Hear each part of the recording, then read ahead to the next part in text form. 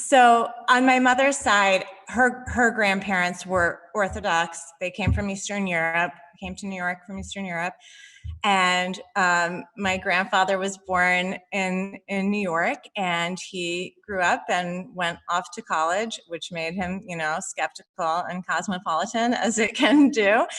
And the story that was passed down to me that really, I write about it in the book, and it really stayed with me, was one day he came home, riding the train home, the New York City subway, with just that knot in his stomach. And he gets to his parents' house and he finds his father davening, praying.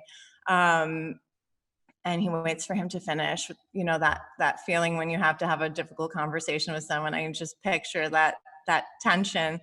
And he said, "Dad, look, I've got to talk to you about something. I'm not going to go to shul, to temple anymore. I'm not going to keep kosher. I'm not going to keep Shabbat because I don't believe." And his father looked up at him and said, "The only sin would be to pretend." And that idea that, if you don't, if it feels like going through the motions, don't do it.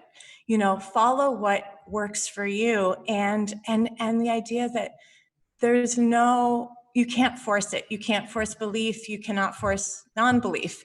If it's not there, it's not there, and that's not a reason to have a rift between father and son or between family members.